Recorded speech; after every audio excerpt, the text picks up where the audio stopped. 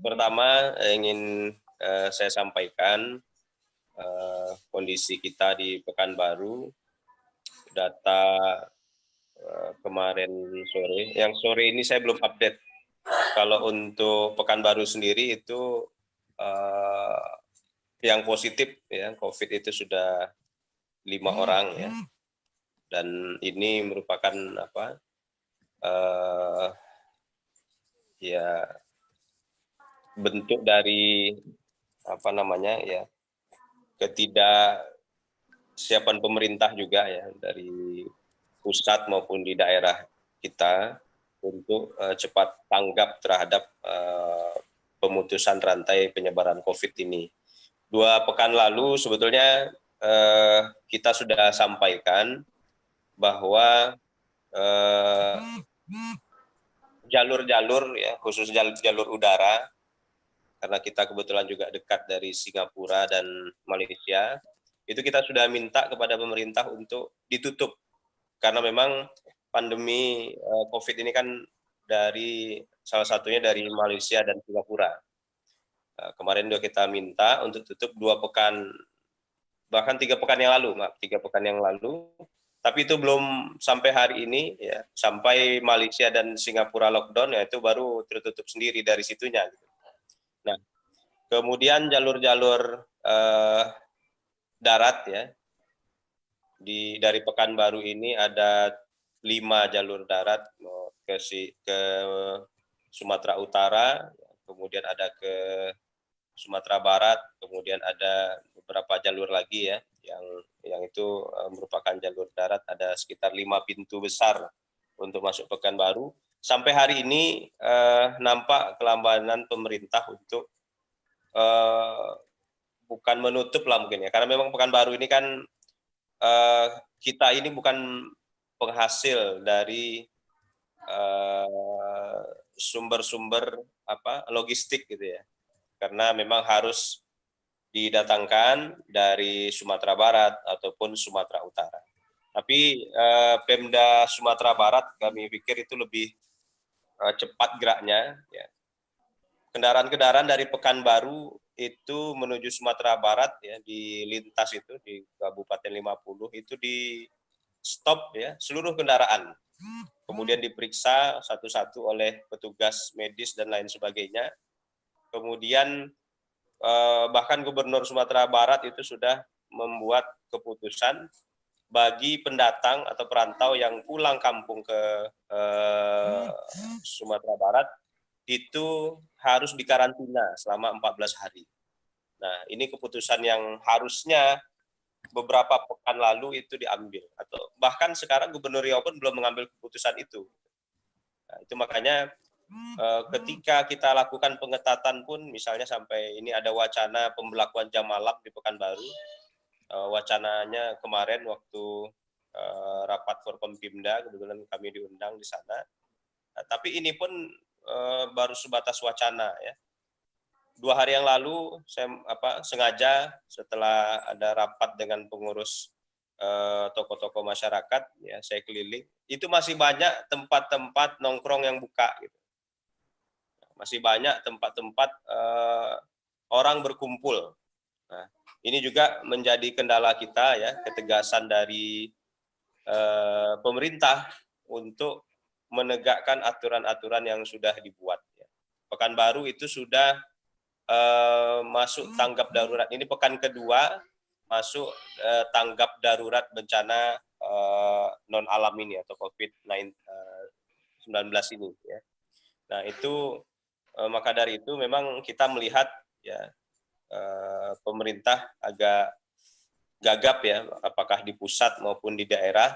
Memang ada beberapa pemerintah kabupaten kota atau provinsi yang saya pikir cukup cepat geraknya.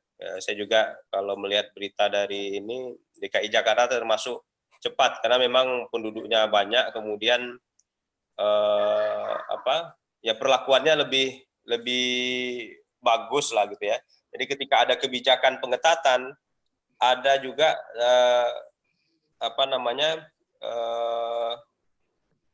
kebijakan itu kan ada konsekuensi ya.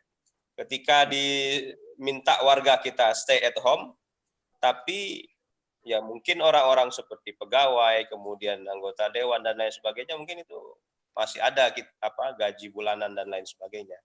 Tapi kalau masyarakat kita, warga kita yang memang kesehari-hariannya kalau tidak bekerja hari itu dia tidak makan. Nah, itu juga harus dipikirkan pemerintah. Ini yang hari ini pemerintah masih gamang, tidak di pusat, tidak di daerah. Di Pekanbaru juga seperti itu. Jadi ini masih menghitung ya.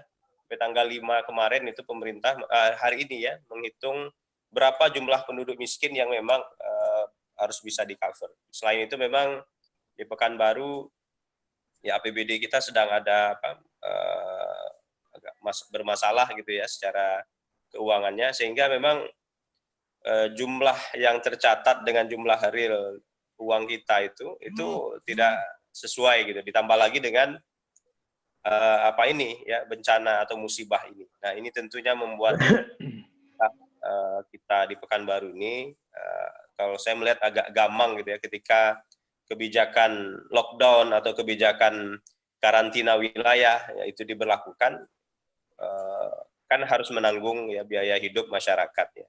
Pekanbaru sekitar 1,3 juta penduduknya.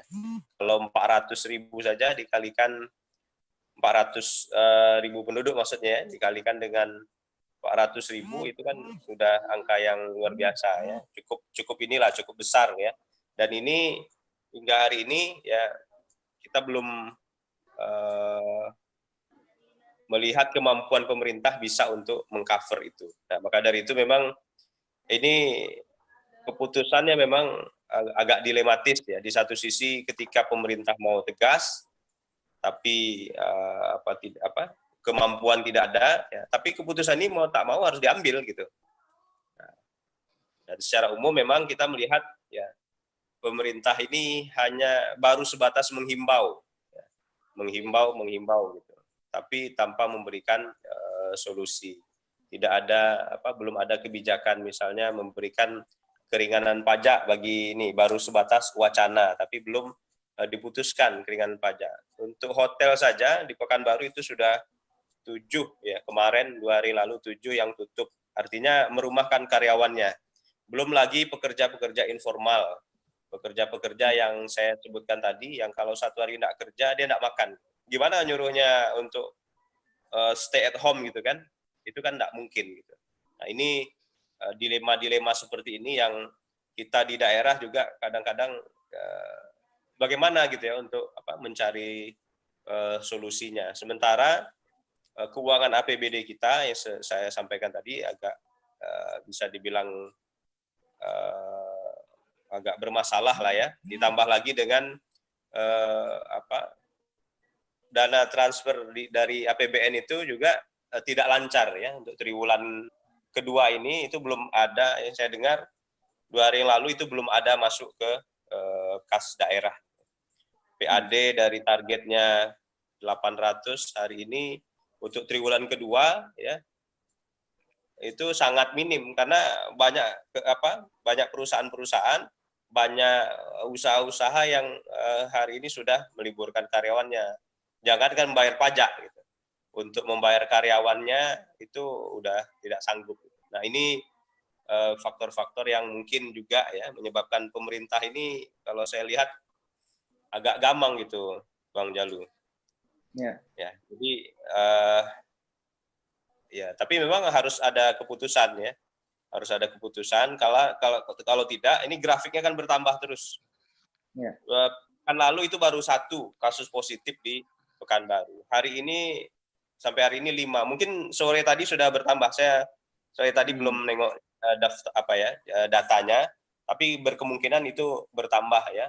Apakah itu ODP, PDP ataupun yang positif. Yang pasti positif di Pekanbaru itu sudah 5, 1 yang sudah meninggal. Kemudian kemarin ada 1 yang dinyatakan sembuh juga ya. Nah, yang meninggal kemarin ada juga di salah satu kecamatan itu positif COVID ya. Kemudian banyak pelayan yang datang gitu. Oh gitu. Jenazahnya dibuka ya, di depan ini. Nah, ini juga jadi masalah juga kan. Masalah berikutnya pasti secara itu udah ODP, kemudian kalau sudah meninggal di rumah sakit sudah membuat apa protap untuk pasien COVID. Cuma ketika di rumah ya dibuka, kemudian banyak orang hadir, ya, kita makin khawatir gitu kan. Ini akan semakin banyak yang positif di Pekanbaru nantinya. Nah, ini kita kemarin minta perhatian kepada pemerintah untuk betul-betul ya ditegaskan, apalagi kalau misalnya nanti pemerintah Pekanbaru ini memberlakukan ya, jam malam misalnya atau kebijakan-kebijakan lainnya, memang harus ditegaskan. Kemudian bagaimana cara masyarakat tetap mendapatkan, ya kalau belum ada kebijakan karantina, masyarakat tetap bisa mendapatkan akses untuk keperluan logistiknya, ya.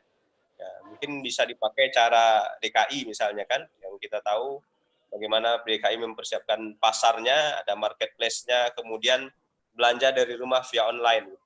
Tapi belanja kalau nggak ada duit kan payah juga gitu kan. Nah, ini jadi dilema berikutnya gitu. Nah, mungkin sejauh ini yang baru dapat kami sampaikan, Bang Jalu.